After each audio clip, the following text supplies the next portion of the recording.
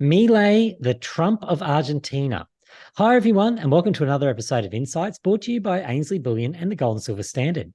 Today, we welcome back Alex, who's been looking into what happened with the elections in Argentina that sees the country with a brand new president, Javier Milei. How are you going today, Alex? I'm going well. How are you going? I Well, think my I'd be going better if I could pronunciation, pronounce Javier, but I'm getting there. yeah, I Okay. think mine should be better than yours. So we'll see how we go. I've been practicing it all morning and I still stuffed it up. But anyway, yeah. So let's start off by just giving us a bit of background who we're talking about here, even if it is a name I can't pronounce, and what he brings to this new position, because it was really quite an interesting result. Yeah, so Milei has just won the Argentinian election, and I had been meaning to do something on Argentina for a while because it is a very interesting place. I've been there quite some time ago.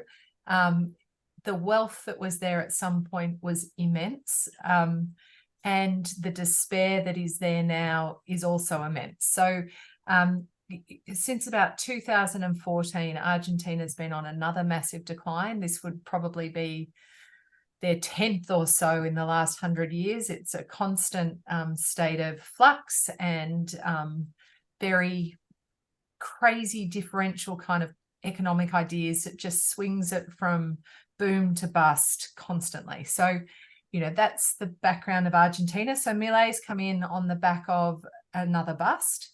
So inflation last year, which seemed bad in Australia at about 9%, was topping at 142% in Argentina.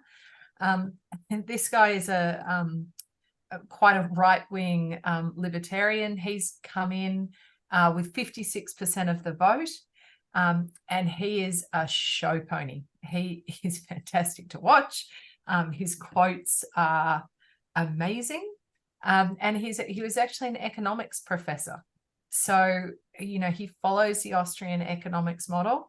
So he probably has some reasonable ideas for Argentina, but he does like to voice them in quite a crazy way. Just some of the quotes from him that are pretty out there is something like, Mickey Mouse is the aspiration of every Argentine politician because he is a disgusting rodent who everybody loves. Redistributing wealth is a violent act. And this one's probably my favorite. If printing money would end poverty, printing diplomas would end stupidity. So he's got some pretty strong views. And he's in, and there are a lot of people saying this is going to be worse for Argentina's economy.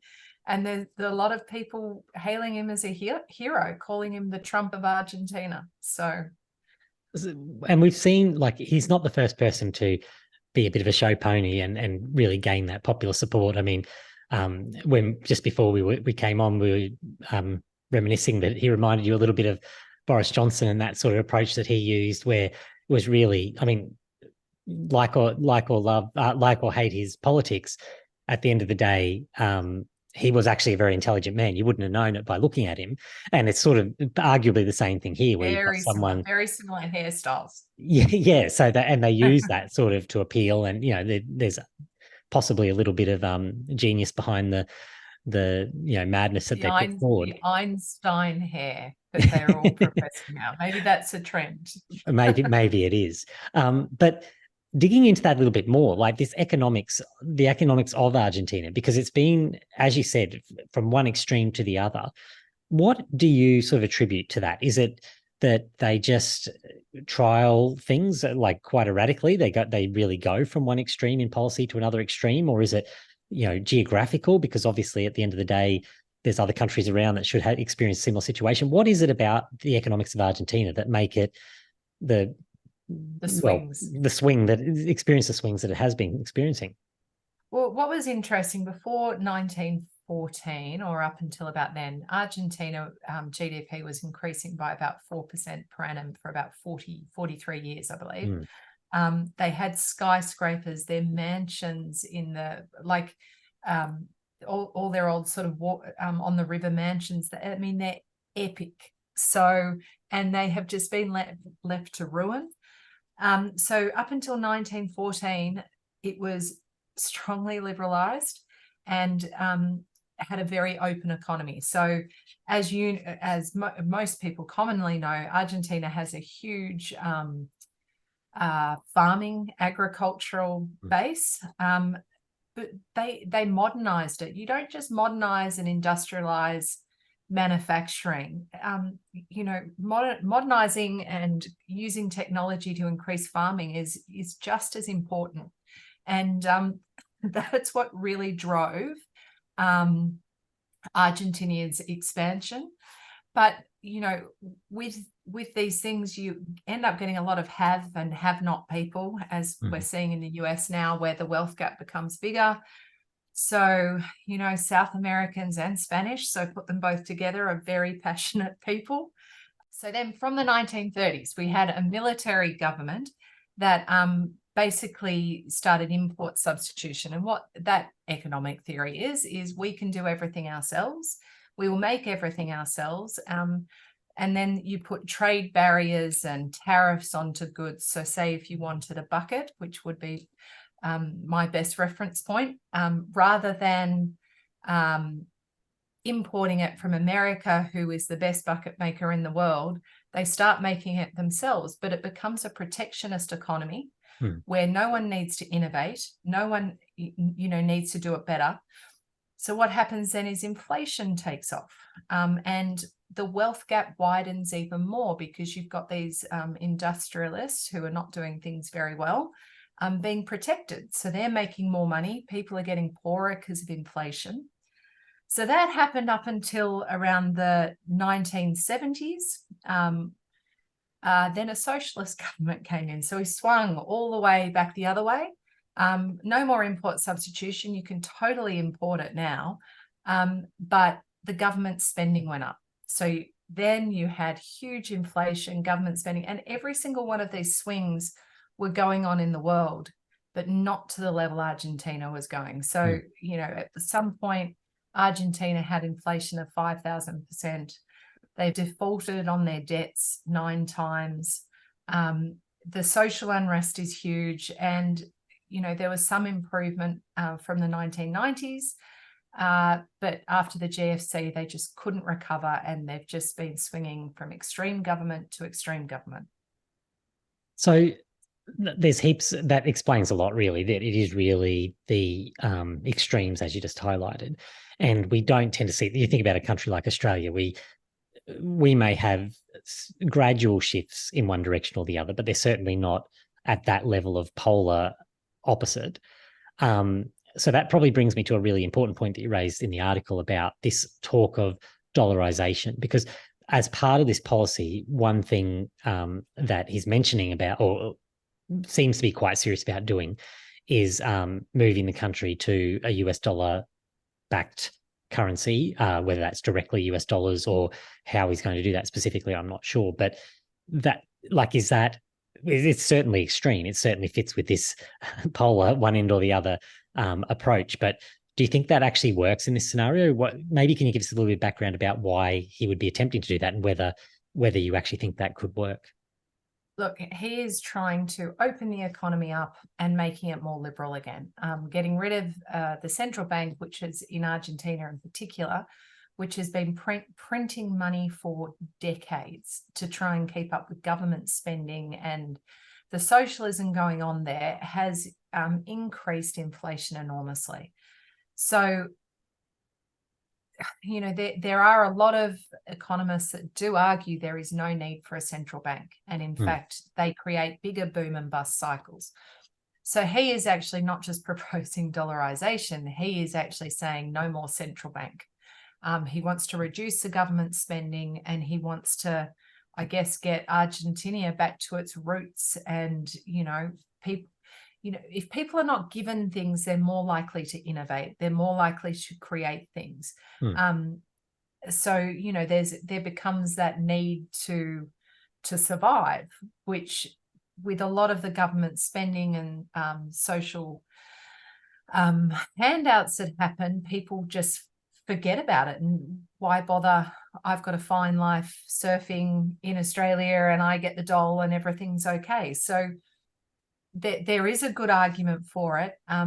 My point in the article is it looks like the US is about to do exactly Argentina's mistakes, which was, protectionism for their manufacturing. They've started doing that. Then they've switched to Biden, and now we're spending a lot of money. Their surpluses are out of control. The only way the US can deal with this now is to monetize their debt. And that sounds awfully a lot like Argentina. So whereas I think Milei is doing the right thing to liberalize the country again and maybe give it a chance to have a go, maybe the dollar's not the thing you want to hook into. No, well, particularly not now. Now. It's like an idea that might be almost a decade too late in terms of hitching your wagon, exactly like you're just describing. But as that. you and I were talking about before, 142% inflation compared to 6% inflation that's going on in the US may be something everyone can manage a little bit more.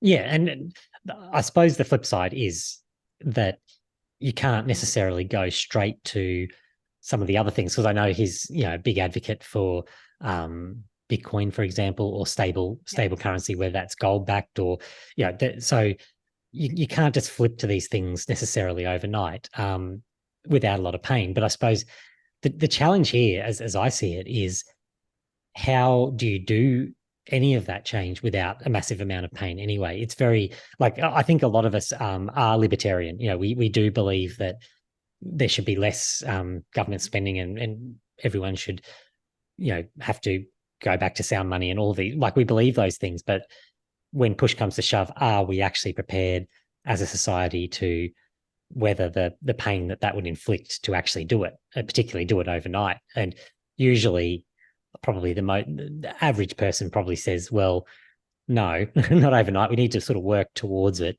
I mean, that's a big difference here. Yeah, this one is one of those huge swings that Argentina seems to nail.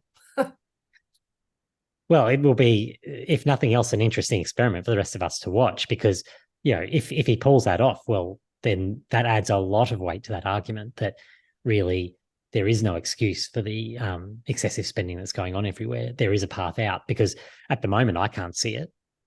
Either can I. But it is interesting. El Salvador, we know, went to Bitcoin. They've stabilized a lot and very quickly. So, it's interesting that, South America has probably been renowned as one of the most unstable areas of the world for the last century. And a lot of these ideas are coming out of there right now to help stabilize things. Yeah, that is really interesting. And it will be particularly an area that we need to watch, because if, like you just said, at the El Salvador example, if success is sort of seen there, it prompts others to give it a go as well. So that could be the start of a real change, where you do see governments and people coming in, like we've seen here, really attempting to try something new, if they have a little bit of hope at the end, light at the end of the tunnel, that it could work. So that is quite interesting. Well, based on him and his ideas and what he says, it's not going to take long for things to change. He's going to rapidly tear things apart. So we'll know very soon. Well, give us lots of content for the weeks ahead on here anyway. Watch it all unfold. Well, thank you for that today, Alex. Really interesting. It's something that we will be continuing to follow, because I can imagine it's stuff that's sort of close to our heart in terms of the precious metals and crypto and all the things we love to discuss. So I'm very curious, and I do actually hope it works out, but I'm skeptical. So that's how I'll word it. I hope it does. They are a very resource-rich, clever country, and it would be lovely to see them back to where they were, top 2 or 3 countries in the world for GDP, 4% of world trade in 1914. Like they were a powerhouse, and it'd be lovely to see it again. Let's keep that optimism alive then. Thank you for that. And thanks everyone for watching. Remember, you can reach out with any questions or comments on the social platforms. That's us for today. We'll be back tomorrow with Branko to discuss all things markets and metals. Until then, have a great rest of the day, everyone.